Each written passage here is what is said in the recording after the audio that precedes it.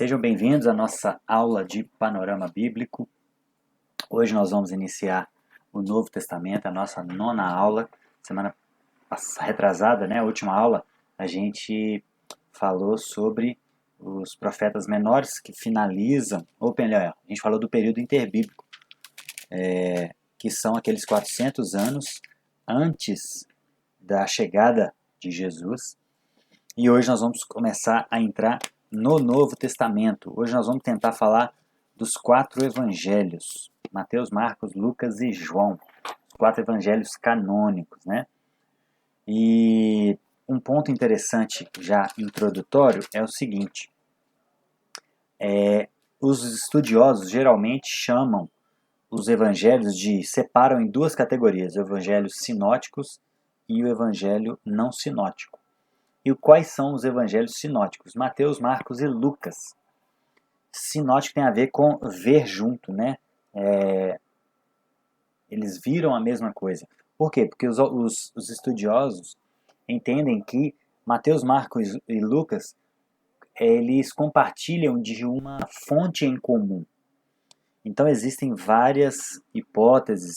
A mais aceita delas é que Marcos foi o evangelho mais antigo a ser escrito, por volta da década de 50 ou 60, e Mateus foi escrito nos fins da década de 60, e Lucas entre 59 e 63. E essa é uma opinião. E tiraram muitas fontes de Marcos.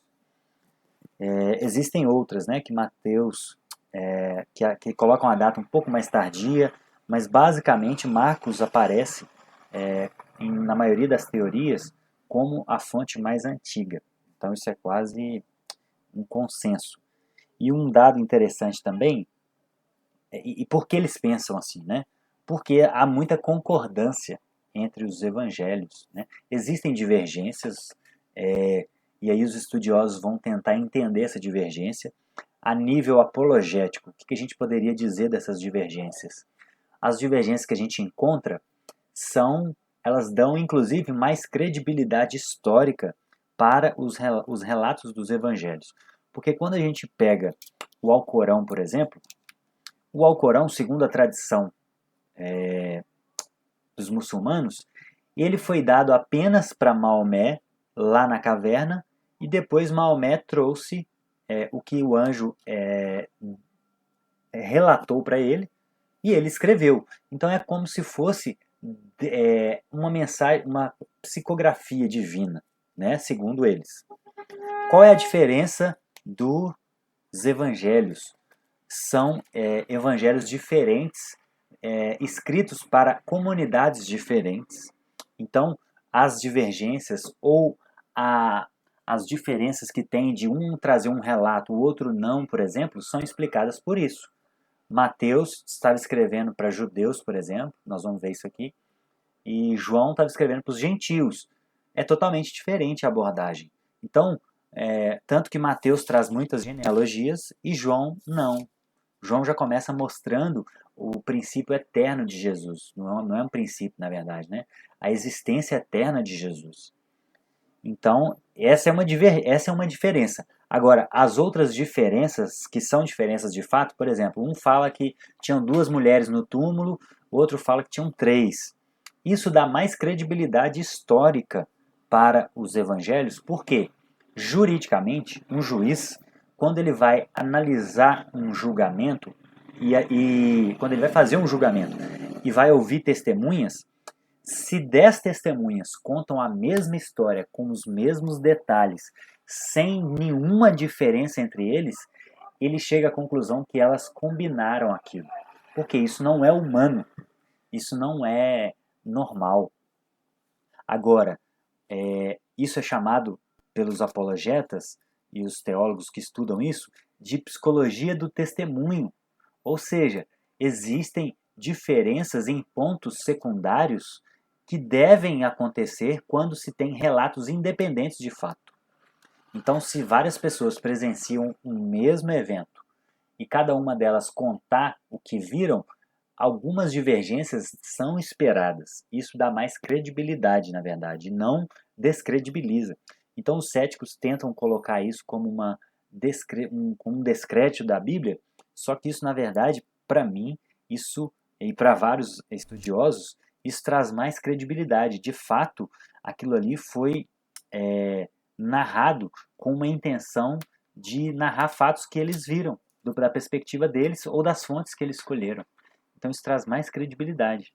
E por que eles chamam os três de sinótico, por exemplo? Olha só, existe uma concordância literal, palavra por palavra, em alguns textos, por exemplo, em Mateus 10, 22, em Marcos 13, 13 e em Lucas 21, 17.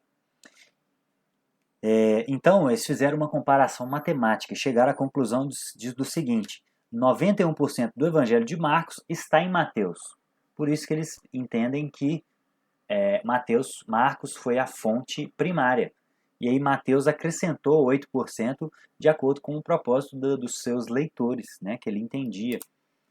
E 53% de Marcos está em Lucas. Ou seja, metade de Marcos está em Lucas e 91% de Marcos está em Mateus. Então, por isso que Marcos é um livro menorzinho, mais enxuto. É como se fosse uma versão mais enxuta do Evangelho, mais rápida, foca nos pontos essenciais. E aí os outros evangelistas, Mateus e Lucas, tiveram outros objetivos e acrescentaram outras histórias ou aprofundaram em algumas histórias. Então, por exemplo, o relato da Lucas volta lá em João Batista para falar do nascimento de Jesus. Marcos, eu acho que volta também, mas ele é bem mais sucinto. Ele é muito mais sucinto. Ele fala que João prega batismo. Ele coloca um capítulo, na verdade 9 versículos para falar de João Batista, e depois no 14 ele já entra Jesus, né, batizando Jesus e Jesus chamando os discípulos. Agora, quando a gente vai olhar em Lucas, o capítulo 1 de Lucas, só o capítulo 1, que ele vai falar do nascimento de João Batista, o nascimento de Jesus, ele narra o nascimento de Jesus muito mais detalhado, a visita de Maria para Isabel, o cântico de Maria, o nascimento de João Batista, o cântico de Zacarias. Então são 80 versículos só no capítulo 1 de Lucas para trazer esse contexto primário. Então, cada autor, de acordo com as suas com as expectativas ou com as necessidades dos seus leitores, colocam coisas diferentes. E isso traz uma riqueza. No final, isso traz uma riqueza, porque um complementa o outro. E várias das divergências são em questões secundárias. Já se fizeram cálculos, eu acho que apenas 1% de toda a Bíblia, apenas 1% das divergências que são de fato divergências importantes.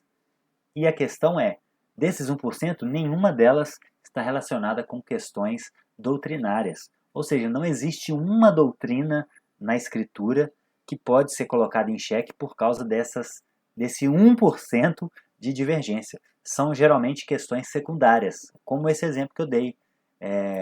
Eram 2 ou 3 mulheres. Judas se enforcou ou as suas entranhas se derramaram. Eu já até falei isso num vídeo nas nossas redes sociais, né? no Instagram da Igreja Pão da Vida. Então, esses são os evangelhos sinóticos, porque eles viram juntos. O evangelho de João é considerado um evangelho não sinótico.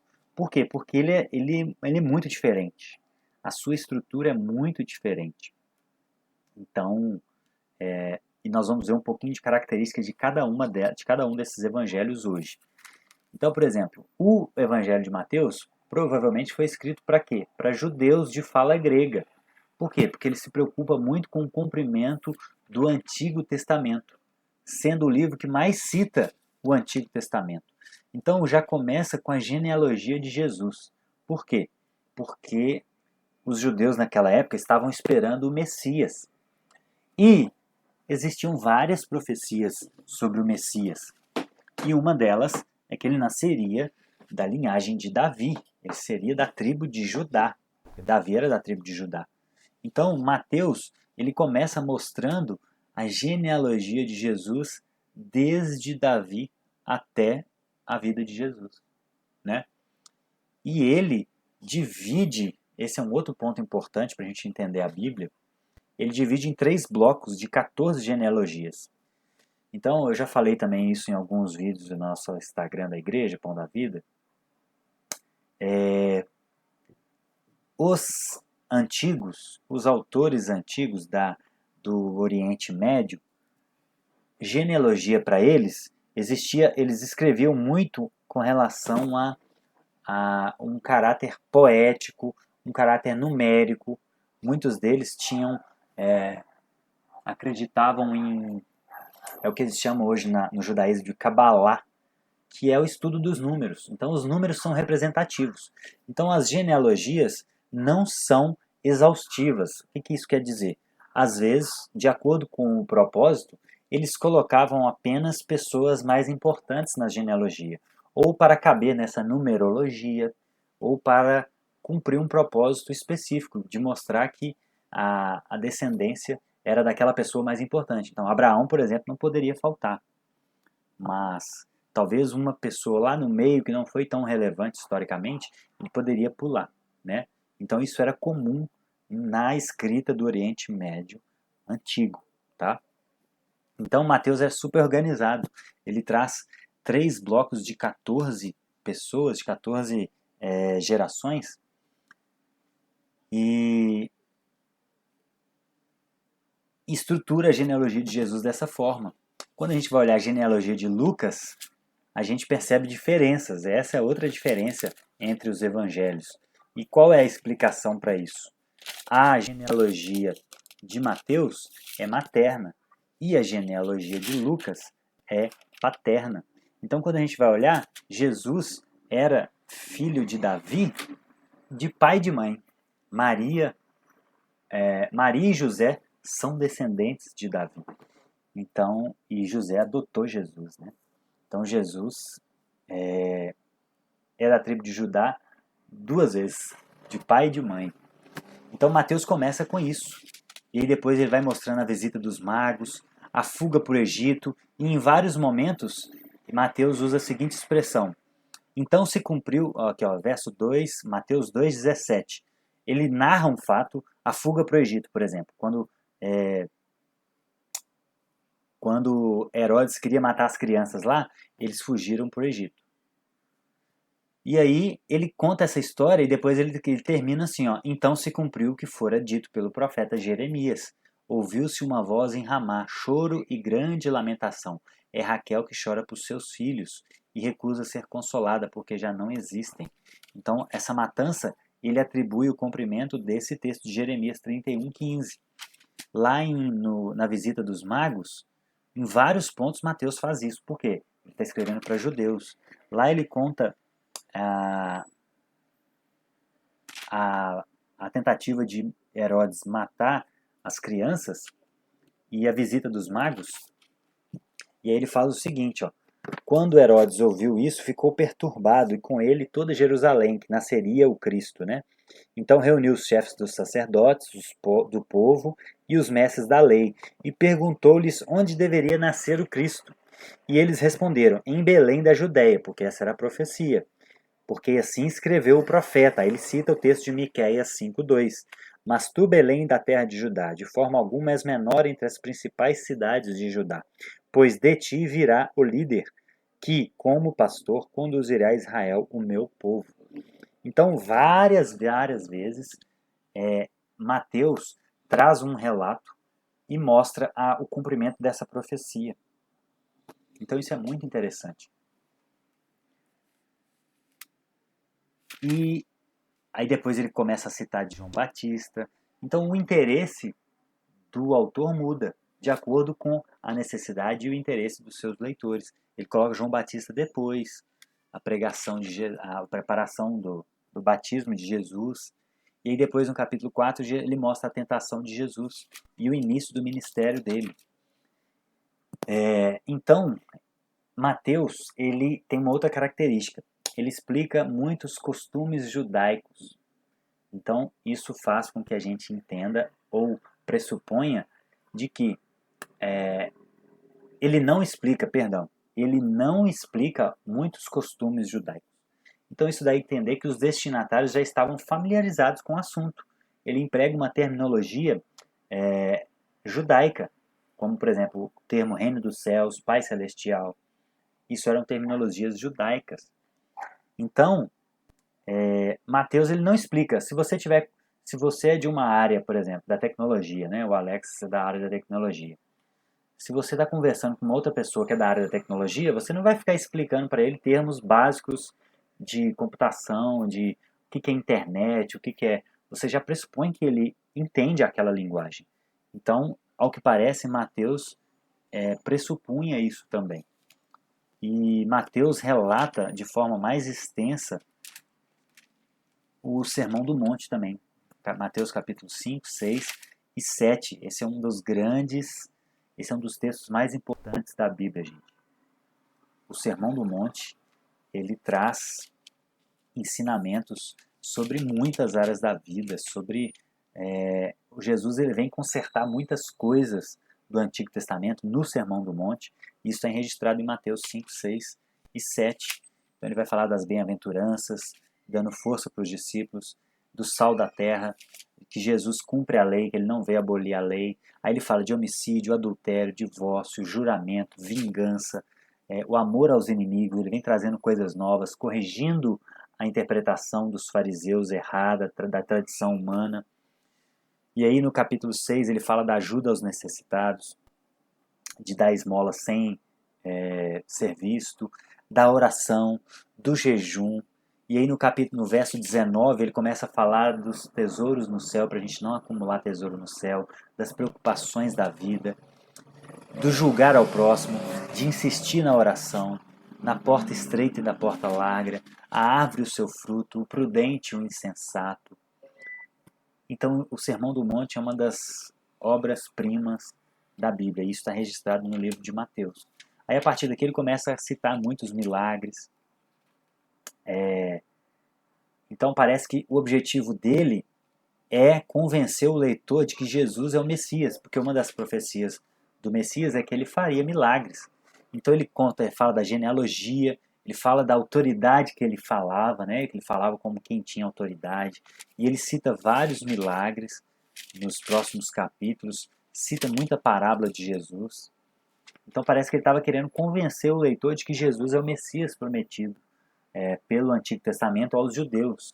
Então essa é uma característica muito forte do livro de Mateus. Ele é um livro judaico e é um livro bem grande, né? Ele tem 28 capítulos. 28.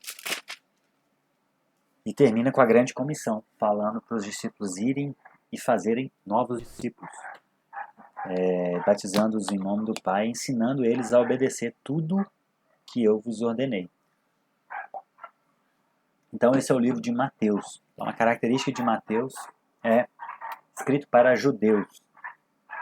E ele mostra genealogia de forma extensa, ele mostra muitos milagres, mostrando que ele tinha o interesse de provar para os judeus que Jesus era o Messias. Marcos, já o livro de Marcos, ele provavelmente foi escrito para a igreja de Roma ou para leitores gentios. Por quê? Porque, diferente de Mateus, ele explica alguns costumes judaicos. Lá em Marcos 7, por exemplo, olha que interessante. Esses detalhes são importantes para a gente entender as diferenças. Lá em Marcos 7, capítulo 2, olha só. Alguns dos fariseus que vieram a Jerusalém reuniram-se a Jesus e viram alguns dos seus discípulos comerem com as mãos impuras, isto é, por lavar. Os fariseus e todos os judeus não comem sem lavar as mãos, cerimonialmente, apegando-se assim à tradição dos líderes religiosos. Quando chegaram na rua, não comem sem antes se lavarem. Quando chegam da rua, não comem sem antes se lavarem. E observam muitas outras tradições, tais como lavar os copos, jarros e vasilhas de metal. Então, isso aqui está tudo dentro de um parêntese. Marcos explica esses costumes, contrariamente a Mateus. Então, ele escreveu ou para a igreja de Roma, porque Marcos está ligado à tradição de Pedro, né? Então, provavelmente ele enviou esse evangelho a Roma ou para leitores gentios, né? Porque ele faz essa explicação. Ele traduz algumas palavras em aramaico, por exemplo, também, lá no capítulo 3:17, olha só. Tiago, filho de Zebedeu, e João, seu irmão, os quais deu o nome de Boanerges, que significa filhos do trovão. Então, lá no capítulo 5, 7, no 15, ele também traduz essas palavras em aramaico. E parece que ele se interessa muito também pela perseguição e pelos martírios. Ele fala muito sobre isso no livro, né? Lá no capítulo 8, no capítulo 13. Por quê? Porque parece que essa era uma preocupação dos cristãos em Roma. Porque em 64, Roma foi incendiada por Nero. Então, e eles começaram, Roma foi incendiada e Nero colocou a culpa nos cristãos. E aí começou a perseguição aos cristãos. Então parece que Marcos coloca muitos exemplos de perseguição, de martírio, para fortalecer esses cristãos em Roma do que eles estavam sofrendo. Aqui, ó, no versículo 34 do capítulo 8. Então Jesus chamou a multidão e os discípulos e disse: Se alguém quiser me acompanhar, negue-se a si mesmo, tome a sua cruz e siga-me, pois quem quiser salvar a sua vida, perderá, mas quem perder a sua vida por minha causa e pelo Evangelho, a salvará. De que adianta o homem ganhar o mundo inteiro e perder a sua alma? Ou o que poderia dar o homem em troca de sua alma? Então Marcos parece que é uma preocupação em mostrar para as pessoas que essa perseguição é ruim, é dura, é injusta, mas a vida eterna tem mais valor. Então, se você está perdendo a sua vida por amor ao Evangelho, você tem que glorificar Deus e agradecer por essa oportunidade, porque vale a pena, né? Então, essa é a característica de Marcos. Provavelmente ele está ligado a Pedro, e Pedro foi martirizado em Roma. Pedro e Paulo, né? E então parece que esse evangelho foi escrito para a igreja de Roma ou para leitores gentios, talvez em Roma também, né? O próximo é o evangelho de Lucas. Lucas, ele destina o evangelho dele a um homem chamado Teófilo. Ele fala que escreveu, ele fala que, olha, no capítulo 1, muitos se dedicaram a elaborar um relato dos fatos que se cumpriram entre nós, conforme nos foram transmitidos por aqueles que desde o início foram testemunhas oculares e servos da palavra.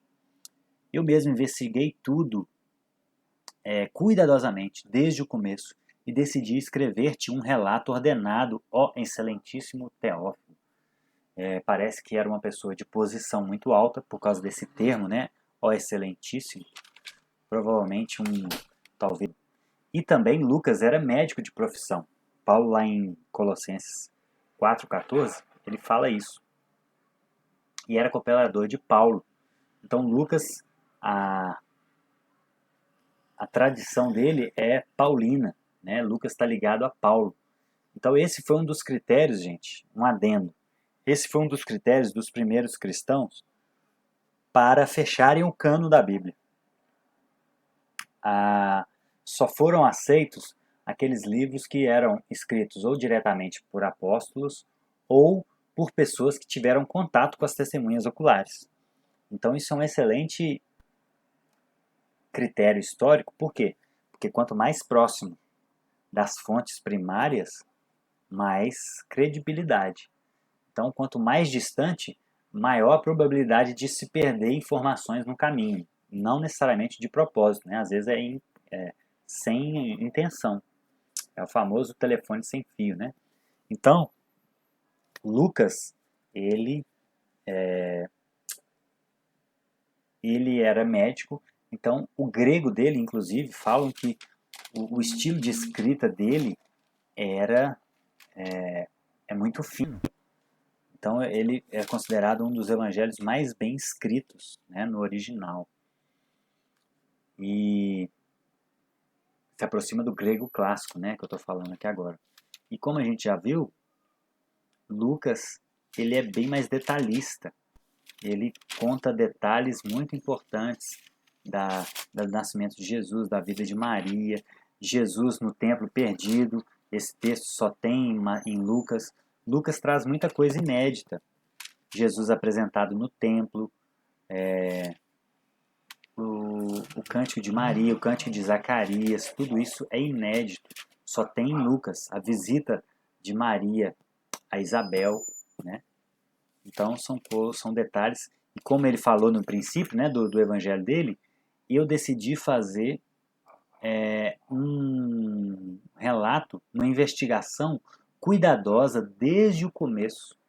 Então ele tinha essa questão científica, né? Ele era médico, ele tinha esse detalhamento muito grande. Ele traz a geração, ele traz a genealogia de Jesus e vai até Adão. Olha para você ter ideia. Ele vai até Adão. Então, como eu falei, ele é bem mais detalhista. Mas não quer dizer que essa genealogia seja completa. Porque o objetivo dos autores daquela época não era trazer genealogias exaustivas, mas genealogias que cumpriam o seu objetivo.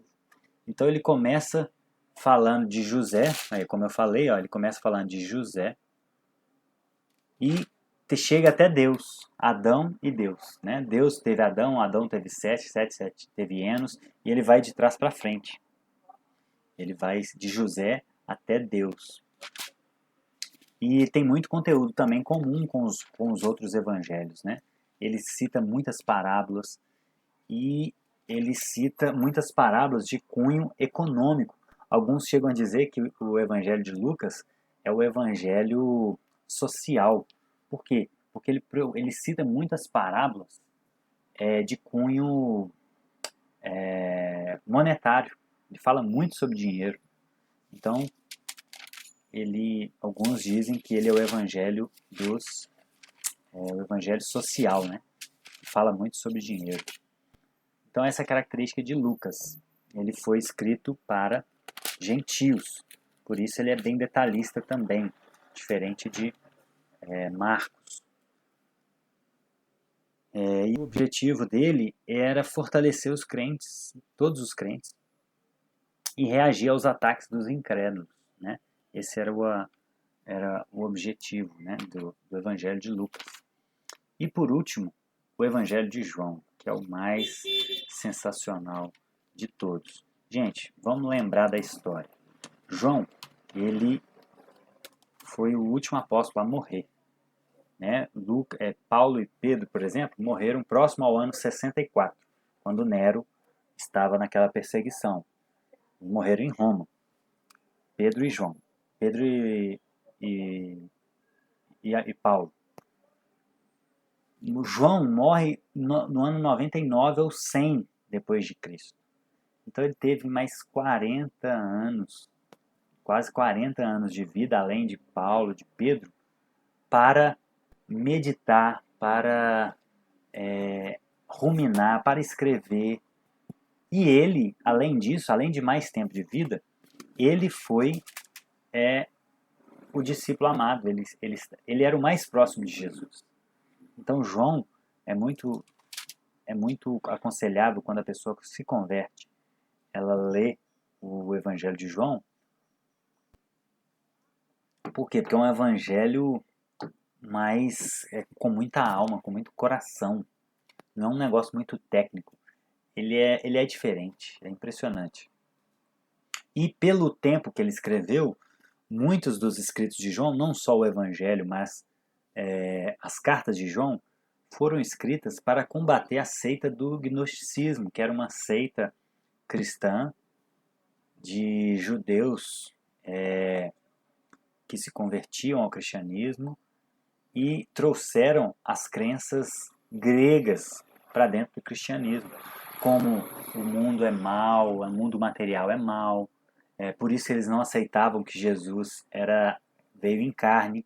Aí surge a seita do docetismo, que é aquela crença que acredita que Jesus era só Deus, não era homem.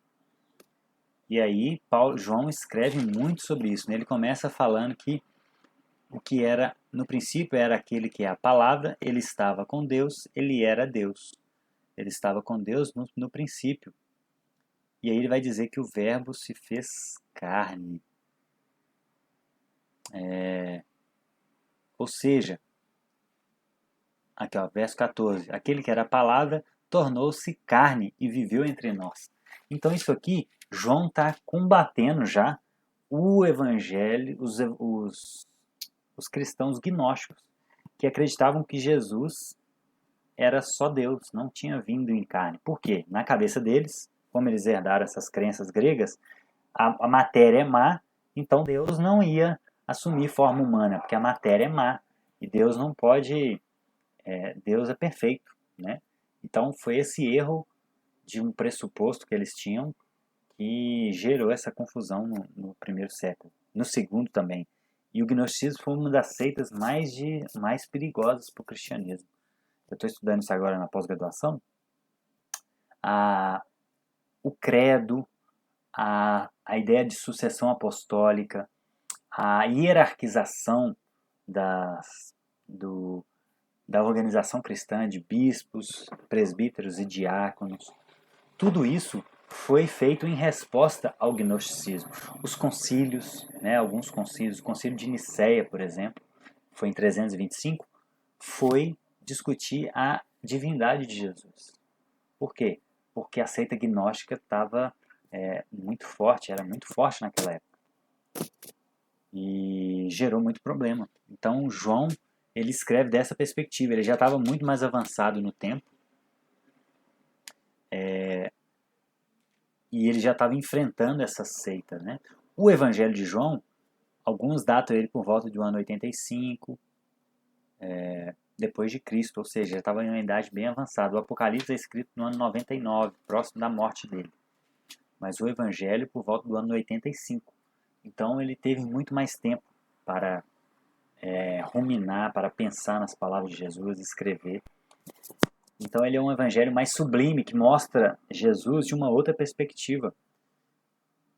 E aí, como eu falei, porque ele foi provavelmente o último a ser escrito e gozou de mais tempo de reflexão sobre os significados teológicos do evangelho. E no final do livro, ele deixa claro que seu objetivo é que os leitores creiam que Jesus é o Cristo e tenham vida eterna. Né? Ele fecha o livro assim, no capítulo 20. E João, uma outra característica de João é que ele traz muitas coisas novas também, assim como Lucas. Marcos é o mais comum deles, né? Tudo que tem em Marcos tem nos outros evangelhos. Mas os outros trazem novidades que não tem em Marcos. Marcos e Mateus são os mais próximos. Lucas e João são os mais que trazem mais novidade, né? Então ele começa falando, Mateus, por exemplo, começa falando da início humano de Jesus. João começa falando de antes da criação do mundo. Ele era o verbo, o logos. E isso já mostra a profundidade que João apresenta a Jesus, né? Ele vai, tanto que na Bíblia em ordem cronológica, o primeiro texto da Bíblia em ordem cronológica é João 1:1. No princípio era aquele que é a palavra, né? Ele estava com Deus, ele era Deus. Então, ele já começa lá no princípio de tudo. É um evangelho mais sublime. E ele fala coisas, ele traz relatos de Jesus muito interessantes de Jesus falando sobre a sua divindade. Lá em João 8,58, por exemplo, ele traz aquele texto que Jesus fala o seguinte: antes que Abraão existisse, eu sou. Ou seja, quando ele fala eu sou ali, Jesus está falando o termo que descrevia Deus no Antigo Testamento. Então, eu sou, no original, significa YHWH. Esse é o tetragrama que era a representação do nome de Deus no Antigo Testamento. Quando Moisés pergunta assim, Deus, quando ele está na sarça ardente, né? Se perguntarem qual é o seu nome, o que eu vou dizer? Aí Deus fala, eu sou. E a expressão que ele usa ali é essa, YHWH. Então Jesus atribuiu a si o nome do Deus Pai. Isso mostra que Jesus, ele disse de fato ser Deus, né? O Deus encarnado. E aqui João mostra a morte de Lázaro, que não tem em nenhum outro evangelho. Mostra Jesus lavando pés dos discípulos. E aí do capítulo 13 até o capítulo 17 são orações, são falas de Jesus que só tem no livro de João. Jesus falando que é o caminho, a verdade e a vida, em João 14. Ele falando que ele é a videira e os cristãos são os ramos, no capítulo 15. No capítulo 16 ele vai falar da obra do Espírito Santo. Ele anima os discípulos. No capítulo 17 ele ora por si e ora pelos discípulos. Então João trouxe orações de Jesus. Ele trouxe momentos de Jesus muito íntimos. Por quê? Porque ele era o discípulo mais próximo. Jesus tinha os 12, Pedro, Tiago e João eram os 3 mais próximos, que estavam em quase tudo que Jesus ia fazer de forma mais particular, eles estavam. E dos 3, João era o mais próximo. Mais próximo que Pedro e Tiago. Então, ele era aquele que estava reclinado no colo de Jesus na ceia, por exemplo. Aí Pedro pergunta a ele quem é o traidor. E aí João pergunta para Jesus, quem é o traidor? Então, do capítulo 13 ao 17, são questões inéditas, são orações de Jesus, provavelmente em momentos que só João estava com ele, né? E aí depois ele vai trazendo pontos mais em comum, né? Da crucificação, da ressurreição. Então, João também tem muitas questões históricas, né? No final da minha Bíblia de estudo aqui, ó, tem uma parte chamada a harmonia dos evangelhos. Então ele mostra aqui, ó, a apresentação de Jesus, onde está em Mateus, Marcos não traz, Lucas e João. Os primeiros anos de João Batista, ó, só Lucas que traz, tá vendo? Os primeiros anos de Jesus, Mateus e Lucas, Marcos e João não trazem. Então essa Bíblia aqui é NVI, gente, é uma Bíblia sensacional e ela traz vários pontos. E onde está, olha lá, o João tem menos pontos em comum, tá vendo? Olha. Por quê? Porque ele traz coisas mais inéditas e mais profundas. São várias páginas desse estudo. Então, assim, gente, os evangelhos, esse é o resumo do que são os evangelhos. Mateus é um evangelho voltado para judeus, ele foca muito no Antigo Testamento, no cumprimento de profecias. Marcos é um evangelho mais resumido, que provavelmente foi escrito para a igreja de Roma e para gentios, porque ele explica alguns costumes judaicos de forma bem detalhada.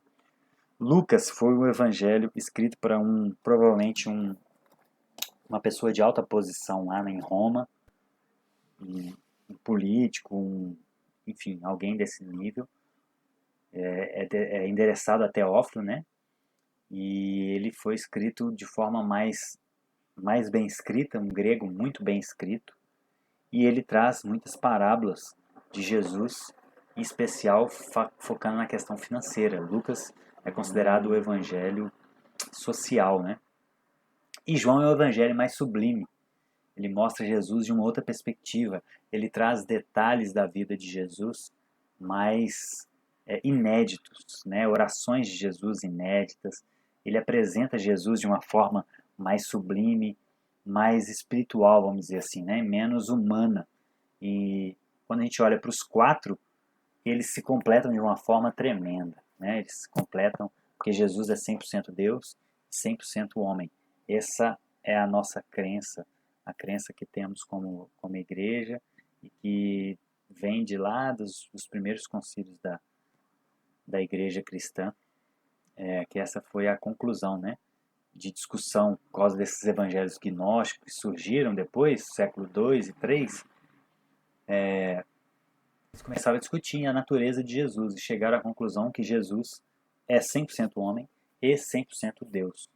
Como eles se relacionam é difícil compreender agora, mas um dia nós vamos ter essa total compreensão, né? Mas essas duas afirmações são dignas de serem defendidas, né? Jesus é 100% homem e 100% Deus. Então esses são os 4 evangelhos, 3 sinóticos, Mateus, Marcos e Lucas, e um não sinótico, que é o evangelho de João. É um evangelho diferenciado nesse ponto, né? Então, semana que vem a gente continua com o livro de Atos e a gente vai entrando em algumas cartas de Paulo, que são as primeiras, para a gente destrinchando um pouquinho mais cada uma delas, tá bom? Deus abençoe vocês, aguardo vocês na próxima aula, em nome de Jesus. Vão com Deus.